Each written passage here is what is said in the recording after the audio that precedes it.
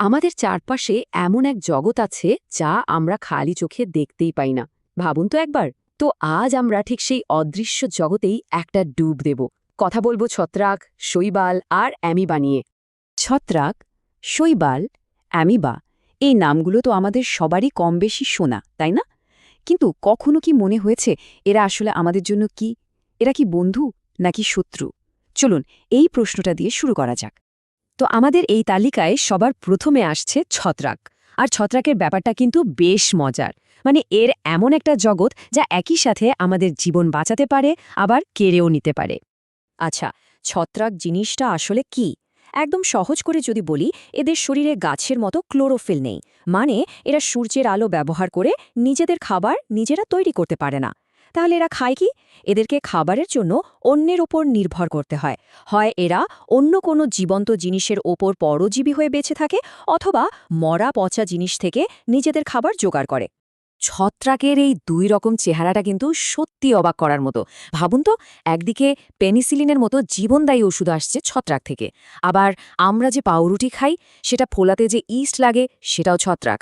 এমনকি সবার প্রিয় অ্যাগারিকাস মাশরুমও কিন্তু এক ধরনের ছত্রাক। আর ঠিক তার উল্টো দিকে তাকালে কি দেখি?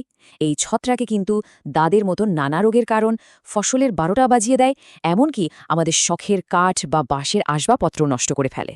কি অদ্ভুত, তাই না?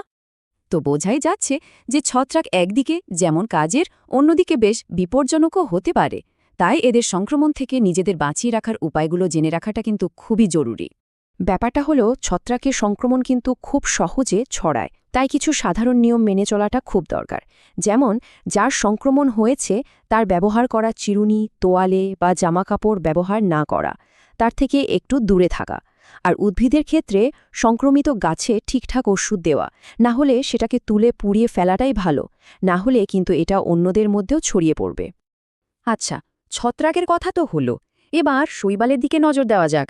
ছত্রাকের মতো এরও কি ভালো মন্দ দুটো দিক আছে? চলুন দেখি তো ব্যাপারটা কি। শৈবাল কিন্তু ছত্রাকের থেকে একদমই আলাদা। এরা হলো স্বনির্ভর, মানে নিজের খাবার নিজেই তৈরি করে।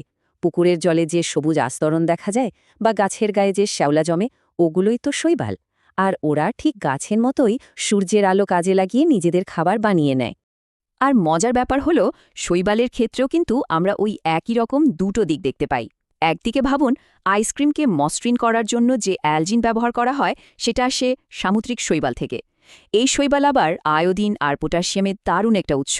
মাছ চাষও কিন্তু এটা মূল খাবার হিসেবে কাজে লাগে। কিন্তু অন্যদিকে এই শৈবালই যখন পুকুরে বা জলাশয়ে খুব বেশি বেড়ে যায়, তখন এরা জলের সব অক্সিজেন শেষ করে দেয়। আর তার ফলে কি হয়? মাছসহ অন্যান্য জলজ প্রাণী মারা যায়। বেশ, তাহলে আমাদের তালিকার শেষে আছে অ্যামিবা। প্রোটিস্টা রাজ্যের এক অদ্ভুত আর অনন্য প্রাণী এটা।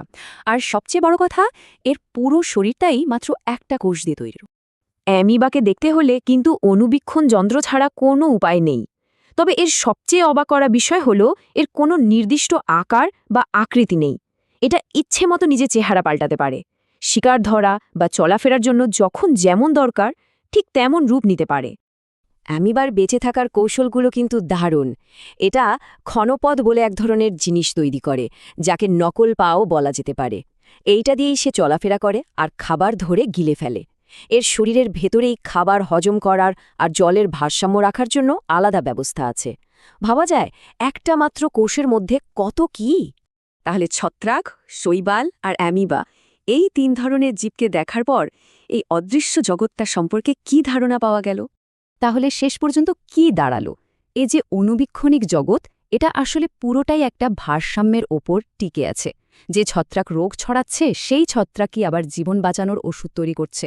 যে শৈবালের জন্য মাছ মারা যাচ্ছে সেই শৈবালই আবার আমাদের আইসক্রিম বা মাছের খাবার যোগান দিচ্ছে। তাই এরা বন্ধু নাকি শত্রু, এই প্রশ্নের হয়তো কোনো সোজা সাপটা উত্তর নেই। বরং আসল প্রশ্নটা হলো, এই জটিল আর অদৃশ্য জগৎটা ছাড়া আমাদের নিজেদের অস্তিত্ব কি আদৌ সম্ভব হতো?